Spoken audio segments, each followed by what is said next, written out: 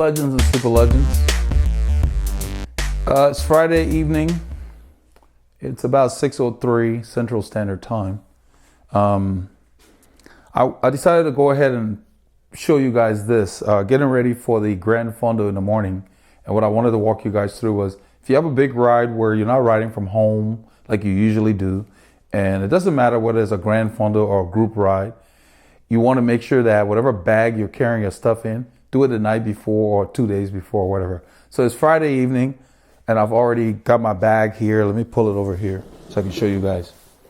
And I've got a bag. I don't remember the name of this company that made it. I've had it for years. Let's see. Oh, it's a SRAM bag. The reason I picked this bag years ago, my shoe just fell out. I picked this bag years ago because it's just very functional for a cyclist. Let me bring the camera down so you can see what I'm talking about here. Or maybe I should move back. Let's see. Here we go. You get a better view here. What I want to show you guys, you don't have to have a bag like this. You can use a duffel bag or whatever you have. But I used to use a duffel bag to where you just threw everything in there. And I found this bag online on sale. And it was very reasonable years ago, and I got it. And it's been bomb-proof. What I like about it is it has a place to hold the helmet, and it has a strap that holds the helmet in place. It just goes on the outer edge of the bag. There is a pocket here that the helmet just goes in. It's got this strap built in that keeps the helmet in this pocket, which I think is very neat. So the point I want to get to is, make sure you pack your helmet. Make sure you pack your shoes. It has a compartment here. Let me turn it this way, that the shoes go in like this. So make sure you pack your shoes, the things that you can't do without, that you can't ride without. Your shoes, your helmet. I make sure I pack my glasses. It has a compartment here that I put my glasses in. My glasses are in here. And I always put my computer head unit in the bag. Don't put the computer head unit on the bike if you're going to transport the bike on a rack or something like that. That's what we're going to be doing in the morning. You don't want that thing either bouncing off while you're transporting your bike, or somebody taking it if you get to the event and you forget it's on the bike and you go walk away. These things are very expensive. So always pack your head unit in your bag. And this compartment, I like it because it's hard, so nothing will hit my glasses. So my glasses are in there, all the soft stuff. I'm going to put my wallet in here. I haven't done that yet, but my wallet, my keys, whatever will be in here. We're going to go in one car, so we're not carrying several cars. So Paul and I are going to go in one car. He's 15 minutes from me by car, so he's going to come here in the morning and pick me up. But I'm going to have my bike in the garage. It will be ready. In fact, I'm going to put the wheels on a little bit. But as far as the bag goes, make sure you got your shoes, your helmet. You can't ride without those. Real critical. And then your glasses to protect your eyes. And then what I do is I make sure I have my gloves. So my gloves, on one side of this bag is a zippered compartment. I've got spare tube. I've got the pouch I always use. That's an additional spare tube. I've got the pump that I always put in my pocket on every ride. So all I did was I took them out of my compartment there and put them in here. I always carry a spare of these gloves extra, I just leave it in the bag. I didn't have to pack that. It's just always there, because I have a set of those as well in this. But I just always have that just in case you get there and there's an issue or something you run into. And then I have my gloves in here. So now you've covered your gloves, your shoes, your helmet. You can ride. Your shorts. What I do is I make sure I wear my shorts. So my shorts are hanging on the door. My jersey is in here. Whatever jersey you're going to wear. I also make sure I pack a towel, a big bath towel. The bigger the better, because that's what I'm going to use to wrap around me at the end of the ride to get out of those wet shorts. And I always pack a pair of shorts that has underwear built in. You don't have to, but that's just one less thing you have to put on. So these shorts, they're like gym shorts with underwear in it. I always use these at the ride. They're very breathable, especially if it's going to be a warm ride. If it were cold, I have longer athletic, almost like warm-ups, but they're specific for cycling, almost like a track suit. Very simple that I wear. Then I take just a regular t-shirt. I don't take anything fancy. In fact, while I was packing, I thought maybe I need to get some t-shirts with Veloharmony on it that I can wear. So I went ahead and put that on the list to get. Should be pretty inexpensive. And I'm going to get wicking t-shirts with Veloharmony on it. So you basically have a change of clothes now. You got a way to change to where you don't have to depend on facilities. You could stand right by your car, wrap the towel around you. That's what we used to do when we raced. Because you race usually in the out middle of nowhere. And your car is it. And Paul has a truck that has a tailgate that we can sit on to get ready. So it's very reasonable. The other thing I wanted to stress is most of the Gran Fondos are not held in places where you have rest stops that are paved. So I always have my cleat covers. In fact, they're already on my shoes. So I have my cleat covers on there. They're already on my shoes. The shoes are in here. Once you got your shoes, your helmet, your glasses, that's stuff that you can't ride without, you don't have to worry about, okay, what else did I forget? Of course, you need your cycling shorts. So what I do is I make sure I always wear my cycling shorts to the event. It just cuts out one change that you need. What we're going to be doing, we did not get the race dots in on time. The U.S. Postal Service had a delay. I could not find out. They're not as detailed as USPS and FedEx. I will tell you exactly where it is. So I decided to improvise. So I got this double-sided tape. And that's what I'm going to use to put the numbers on. I will film it in the morning as we do it, so to share with you guys. I tested it and it works. I actually tested it on a jersey, on one of my jerseys that the same team jersey, and it holds. It's a strong double-sided tape. It doesn't hurt the jersey, and it holds the numbers in place. So I'm going to cut 9 little pieces to hold 333. That's the way I hold the number because I don't want any air to get under it. And I'm going to do it after the garment is worn, has been worn, because that way you can spread the number out. So I have the scissors here to cut them. It shouldn't take any more time than dealing with safety pin. So that's in this bag, ready to go for tomorrow. Since the race dots are not here, I'm not going to put any holes in my jersey with those pins that people are still using. So that's one side of the bag. The other zipper part of the bag, what I do is I make sure I have what I call hygiene products. So I have those samples that I got from the potty pack people. But before they send their samples, I always have these, a pack of wipes. They just stay in this bag. I don't have to worry about packing. And since this is hygiene, I've got lotion on here. If your skin is dry or whatever, I just keep that in there. And I've got some loose wipe packs. But they just always stay in this bag. I have a nice cotton terry towel, like a washcloth. You can use that to clean yourself after the ride. You know, you can wet it down and kind of wipe off before you get in the car. And I keep, let's see, chamois cream. I have chamois. I don't use chamois cream much. Someone had sent me an email, I think Ron, I forgot the last name, but he was asking about whether you could use Vaseline or I think A&D ointment. I told him, yeah, you can do that. I don't use chamois cream unless it's a long ride in the wet. And that just will protect your skin. That's all it is. Because I don't have problems with chafing and all of that because my position is dialed in. So if you're one of those that use chamois cream all the time because you're trying to prevent something, you might want to revisit your fit. You shouldn't have to use this on a regular basis, except when you have an issue with an injury or something you're trying to protect. But I just let this stay in this bag. So small, it just stays in there. I have a big container over there that I use in the winter when I'm going to do a lot of wet rides. It's almost like putting Vaseline on your lips to prevent chapping. When it's going to be wet, you put that on, it protects your skin. Now, this bag, the cool thing is where the helmet is, there's an open area here. This is where I'm going to put my water bottles. Always pack your water bottles with the electrolytes that you've trained with and put it in here. This ride, to say they're going to have Gatorade over there, that's all good and well. I'm going to pack my Gatorade, my water like I usually do. When I get there, if they have Gatorade, I will drink theirs and still leave what I carry. The reason is, if you get there and they don't have something you're used to, you don't want to try something new on an organized ride. So I will have my bottles in here.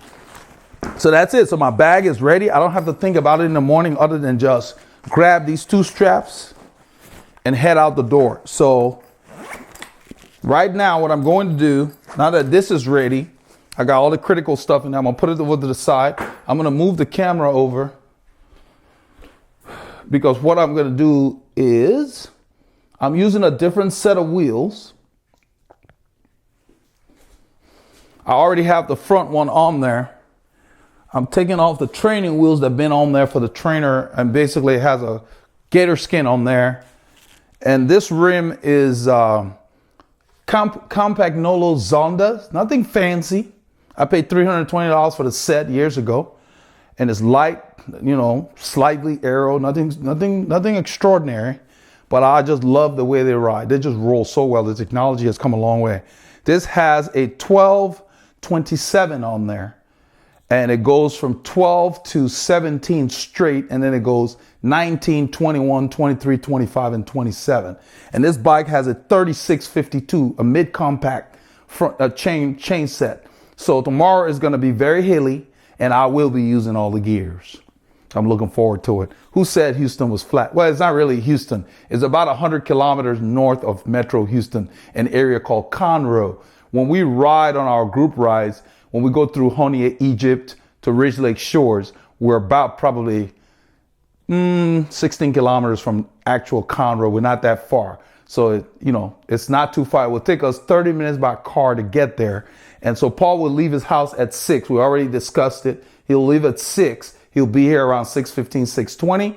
We'll pack up my stuff, head out. We should be there by 6:45, 6:50. They start at 7 a.m. to hand out the packets. We were going to go pick up the packets today, but since the race dots didn't come, I told them let's just go tomorrow because we're going to pick it up early to practice with the race dots because they need special care to get them on until you get used to them. So with the tape, I told them we don't need to drive over there. So I'm going to put this on here. You want to do all your prep stuff the day before. Don't wait till the morning off. In the morning when you get up, you just want to have coffee or whatever, use the restroom, get stuff. The reason I'm taking those wipes and everything is once I get there at 7, if I need to use the restroom, I've got my own wipes and everything. That's the reason I always have that. Plus, you can also use those wipes to clean your face, clean your glasses, whatever is going on if it's a hot, humid ride. So it's always good to have that kind of stuff in your bag. And those things just stay in the bag. The only things I put in there today was my jersey and my helmet and shoes. I don't leave anything in there. And of course, don't forget your socks. I got my socks in there along with my jersey as well. There's a little compartment in there with a little separated area where I put all the little loose stuff. So I've got my socks in there. I got my gloves in there, and then my heart rate monitor. All the things that you use, you got to do. That's why it's good to do it the day before or 2 days before or whatever. So you're not rushing in the morning and missing out on something. And then you can review it. So this bike here, as far as weight, those are the weight weenies that are those weight weenies that are out there. This is my lightest bike among the three. This is the lightest, then the next one's the blue bike, and then the heaviest is the Colnago. I think they go like 17, 18, 19 as far as weight when they're fully loaded. So, it feels friskier, but when you're cruising, it's a boulevard cruiser. That's really what I call this.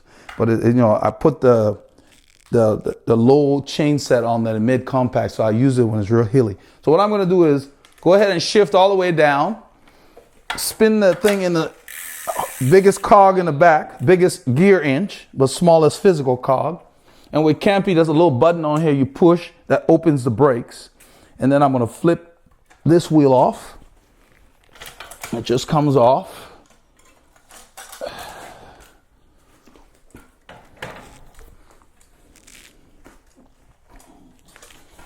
Go ahead and change this.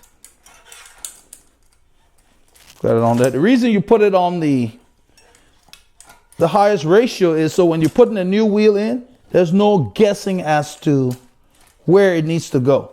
So I'm just trying to make sure it stays on there. And now it's in. So now, you want to make sure, I don't know if I've said it on here before, I may have. Like right now, I tried to close this and it's very hard right here.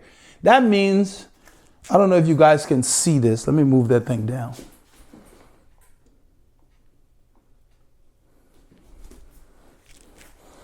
Whenever you try to close your skewer and you have to fight right here, it's too tight.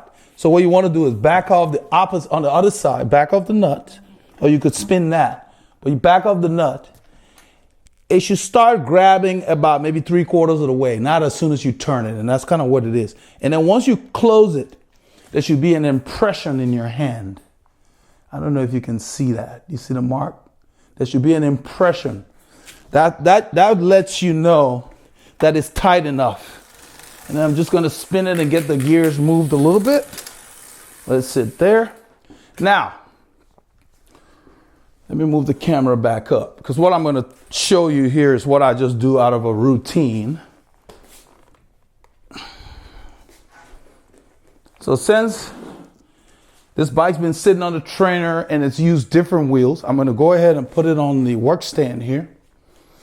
I just adjusted the camera. I put the bike on the work stand just to show you that it's always good when you're changing wheels to at least just quickly check your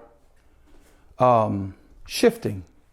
So the only reason I'm doing it is just to verify stuff so there are no surprises, because when you're going in serious hills and rollers and so forth, you're going to be doing a lot of shifting. You got to make sure everything's working right.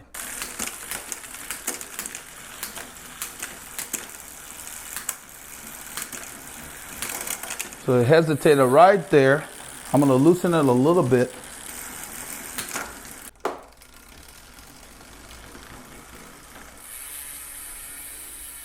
Okay.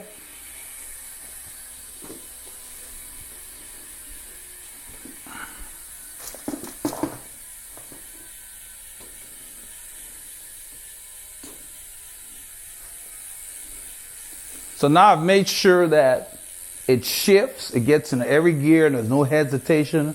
I checked everything. I know it's ready for tomorrow. I'm gonna take it off the stand. I'm gonna put it in the garage, lean it up against the wall, and be ready to go in the morning. And so I took the lights off the bike because there's gonna be cyclists all over that road. It's gonna be really sunny. So I don't think I will need a light.